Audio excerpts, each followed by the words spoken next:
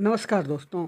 आज हम बात कर रहे हैं एक ऐसी दोस्ती की जिसने दुनिया के भू राजनीतिक समीकरणों को बदल कर रख दिया है। साल 2026 की शुरुआत भारत और इजराइल के लिए एक ऐतिहासिक मोड़ लेकर आई है।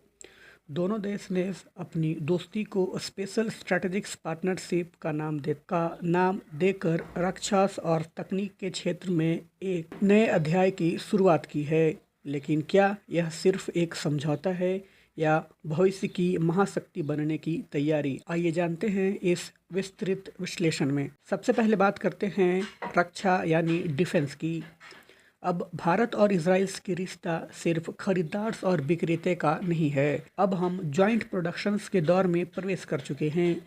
इजराइल की घातक मिसाइल तकनीक और भारत की विशाल मैन्युफैक्चरिंग क्षमता मिलकर अब आईएआईज, एरोस और आयरन डोम्स जैसे अत्याधुनिक सिस्टम्स भारत की धरती पर तैयार करेंगे। इसका मतलब है सीमाओं पर अब परिंदा भी पर नहीं मार पाएगा। लेकिन असली खेल तो तकनीक का है। दोनों देशों ने आईसेट्स, क्रिटिकल्स एंड इमर्जिंग टेक्नोलॉजीज के तहत हाथ मिलाया है।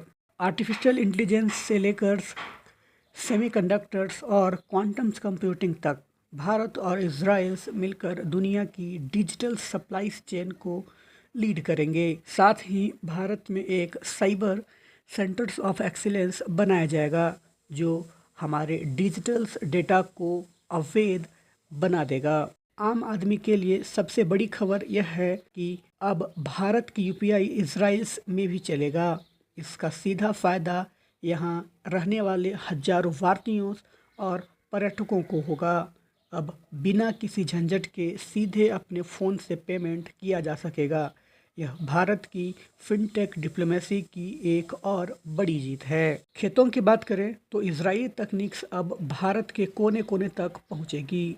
सेंटर ऑफ एक्सीलेंस की संख्या को बढ़ाकर 100 किया जा रहा है, जिससे हमारे किसानों को कम पानी में अधिक पैदावार लेने में मदद मिलेगी। यह भारत के खाद्य सुरक्षा के सपने को सच करने की दिशा में एक बड़ा कदम है। निष्कर्ष यह है कि यह साझेदारी केवल दो देशों का मिलन नहीं, बल्कि विकसित भारत 2047 के लक्ष्य की ओर एक छलांग है।